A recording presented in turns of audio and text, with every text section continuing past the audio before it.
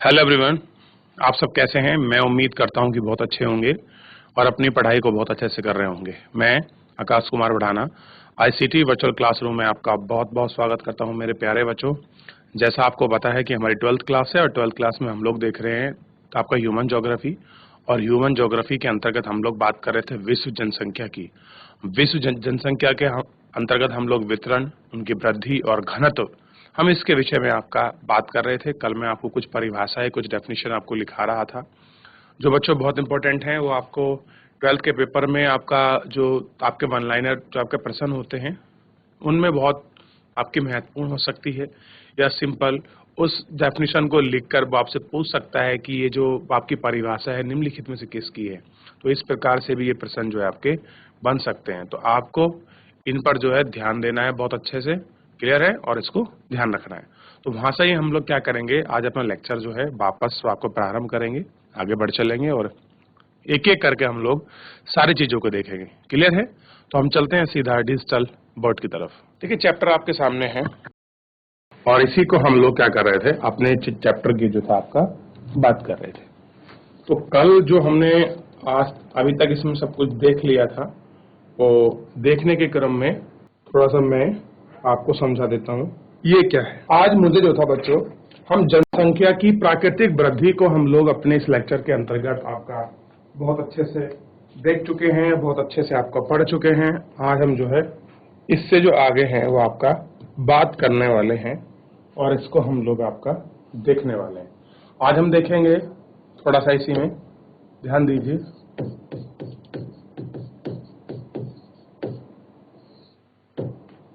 जनसंख्या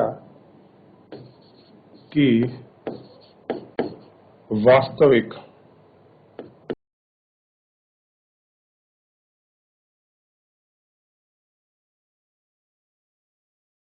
जनसंख्या की वास्तविक वृद्धि। इस जनसंख्या की वास्तविक वृद्धि के अंतर्गत अगर हम लोग बात करें तो वो क्या होगी, ध्यान दीजिए। यदि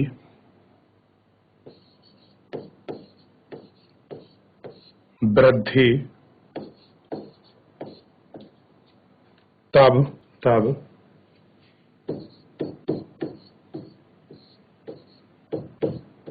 होती है जब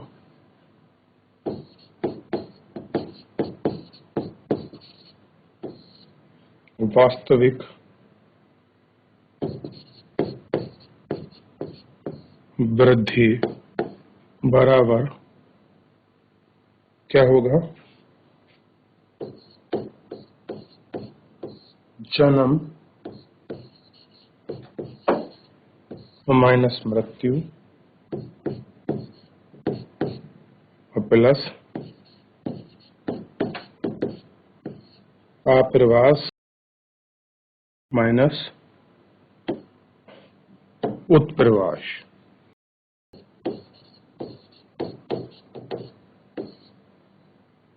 ये जरूरी। तो अगर आपको जनसंख्या की वास्तविक वृद्धि निकालनी है तो इस वाले फॉर्मूले से आप लोग क्या कर सकते हैं, जो वास्तविक वृद्धि है आप उसको ज्ञात कर सकते हैं। और ये फॉर्मूला आपको पता होना चाहिए कि वास्तविक जनसंख्या की वृद्धि का क्या फॉर्मूला है। आप इसको कॉपी करें और लिखें, ठीक है।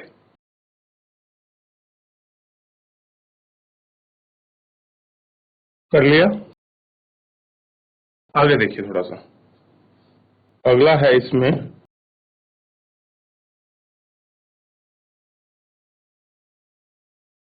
जनसंख्या की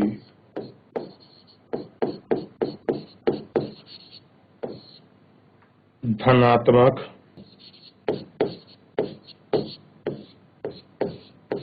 वृद्धि। क्या देख रहे हैं? जनसंख्या की धनात्मक वृद्धि।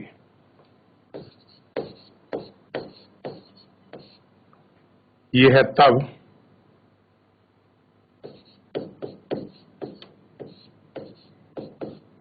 होती है, यह है तब होती है जब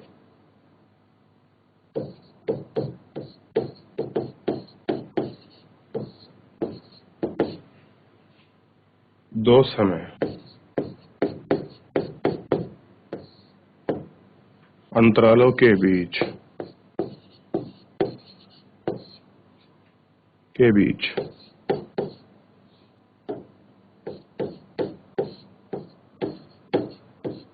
जन्म दर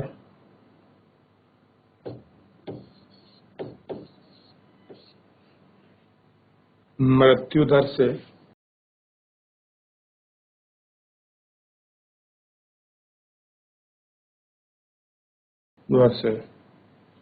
अधिक हो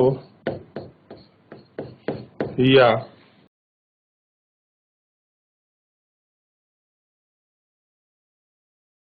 जब अन्य समय जब अन्य देशों होगा समय जब अन्य देशों से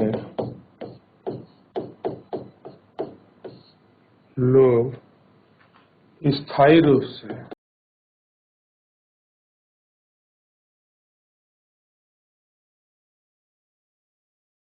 से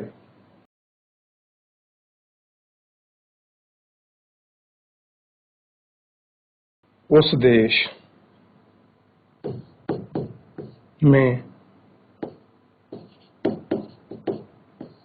प्रवास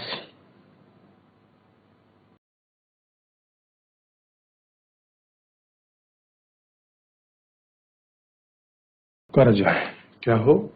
अगर लोग आपका स्थायी रूप से वहां आपका प्रवास कर जाए तो कंडीशन होगी। देखिए,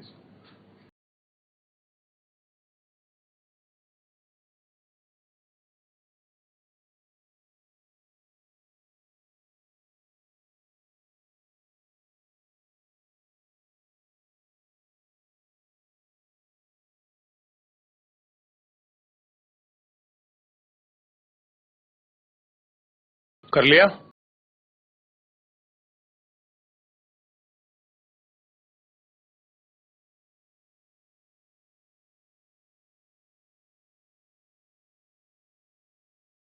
चलिए,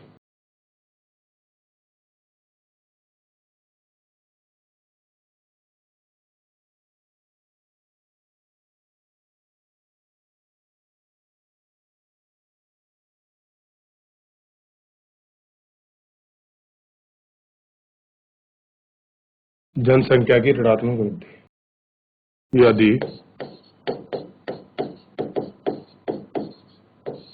दो समय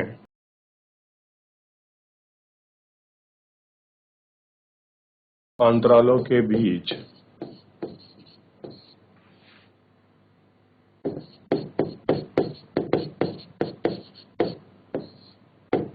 जनसंख्या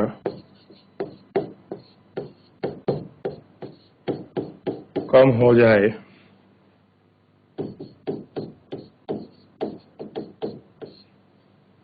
तो उसे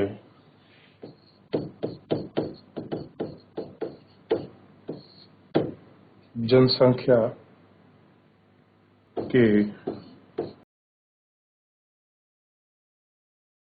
ऋणात्मक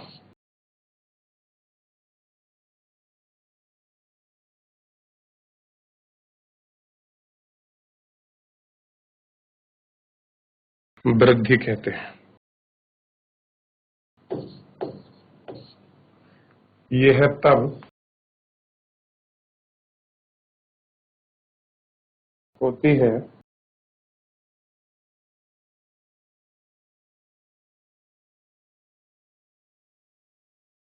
जब जन्म दर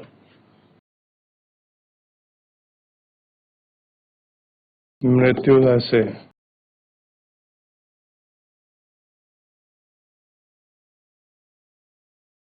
कम हो जाए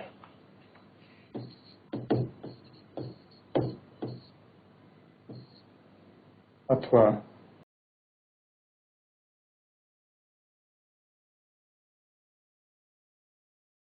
लोग अन्य देशों में प्रवास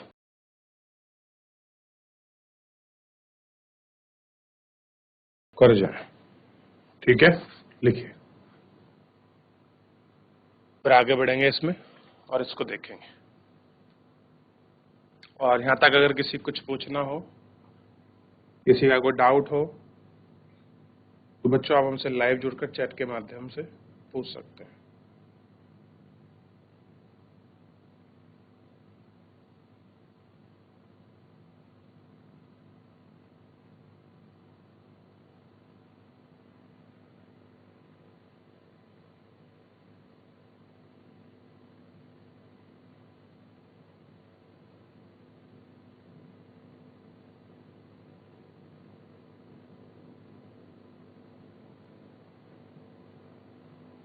चलिए थोड़ा सा अब इसमें अगर पीछे देखते हैं थोड़ा सा बच्चों, जनसंख्या घनत्व के विषय में थोड़ा सा मैं आपको बता देता हूं कि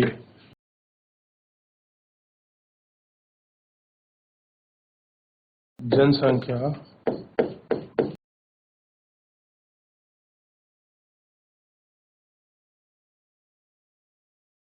क्या है, जनसंख्या घनत्व क्या है।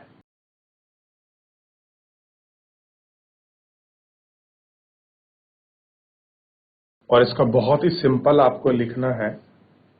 देखिए मैं कोई आपको क्वेश्चन फॉर्मेट में नहीं लिखा रहा, सिंपल ऐसे ही लिखा रहा हूं, जैसे भी आप समझना समझ लीजिए। यह है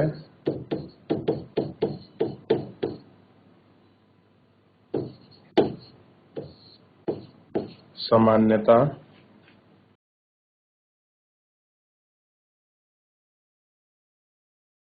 प्रति वर्ग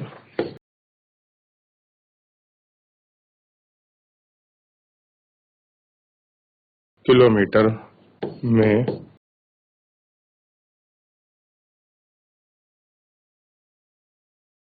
रहने वाले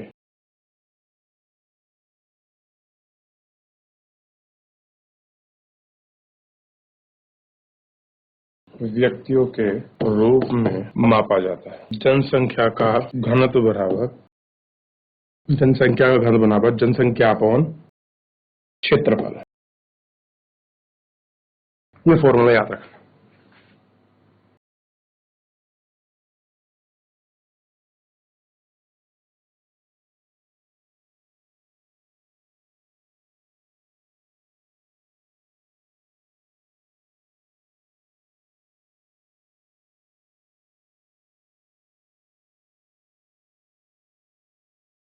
जनसंख्या घनत्व इक्वल टू जनसंख्या अपॉन क्षेत्रफल। पहले इसको लिख लीजिए, फिर एक एक एग्जाम्पल के माध्यम से मैं समझा भी दूंगा।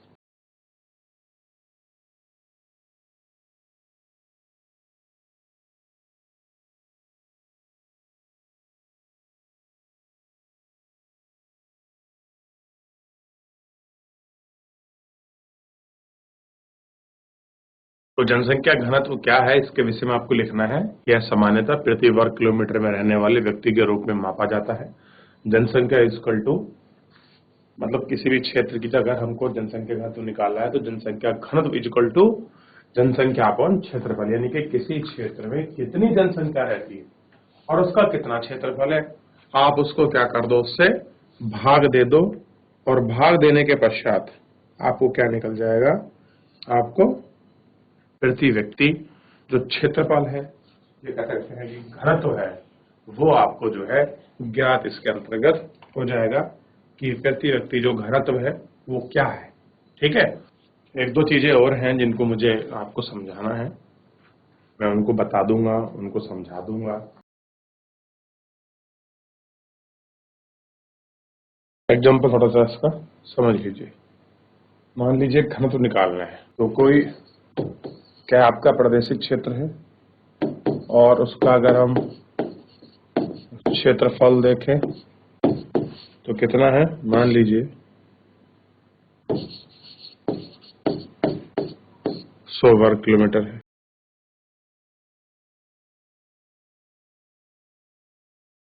और जनसंख्या देखें, ये है। घनत्व ज्ञात करने के लिए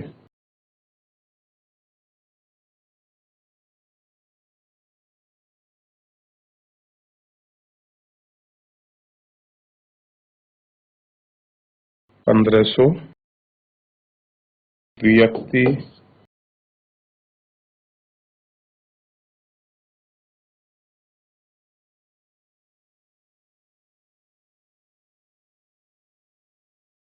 वर्ग किमी। ये आपको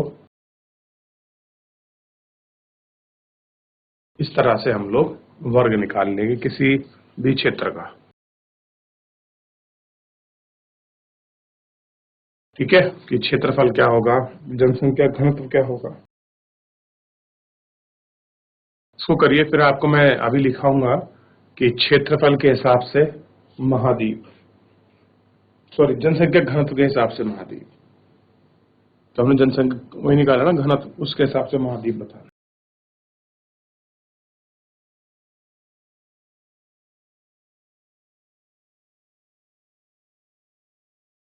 देखिए ध्यान दीजिए,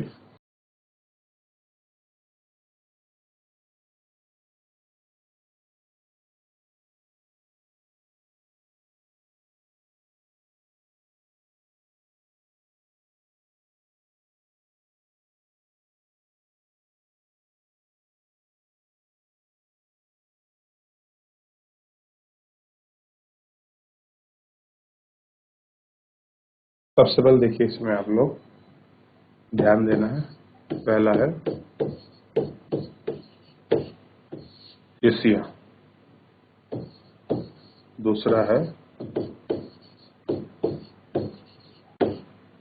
अफ्रीका, और तीसरा है यूरोप, चौथा है लैटिन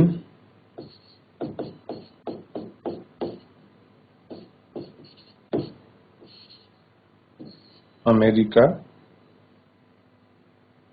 और जो आपकी कैरेबियन। ठीक, पांचवा है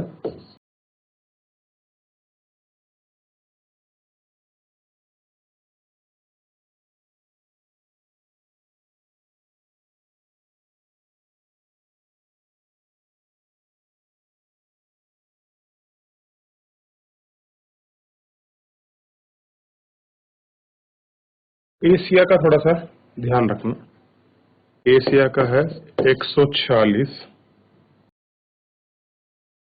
प्रति व्यक्ति, 146 वर्ग किमी। दूसरा है कौन, 43 वर्ग किमी। यूरोप का है 33, इसका है 32। उत्तरी अमेरिका का है 20, और ऑस्ट्रेलिया का है 5। यानी कि 1 वर्ग किलोमीटर में एशिया में 146 लोग रहते हैं, अफ्रीका में 43, यूरोप में 33, लैटिन अमेरिका में 32, उत्तरी अमेरिका में 20 और ऑस्ट्रेलिया में 5। तो मेरे हिसाब से सबसे अच्छा घनत्व है ये। ठीक है, ये ध्यान रखना। तो आज के इस लेक्चर के अंतर्गत हम लोगों ने जनसंख्या घनत्व के विषय में पढ़ा। ऋणात्मक वृद्धि क्या होती है, जनसंख्या की वास्तविक परिवर्तन क्या है, प्राकृतिक परिवर्तन क्या है, घनत्व को कैसे ज्ञात करते हैं, कौन से विश्व के जो आपके महाद्वीप हैं उनका जनसंख्या घनत्व की क्या स्थिति है, इन सभी के विषय में पढ़ा, हमने देखा और जाना। तो बच्चों आज के लिए इतना ही, मिलते हैं नेक्स्ट लेक्चर में। तब तक अपना ध्यान रखिए, स्वस्थ रहिए, अपनी पढ़ाई को बहुत अच्छे से करते रहिए। मुझसे जुड़ने के लिए आपका बहुत बहुत धन्यवाद।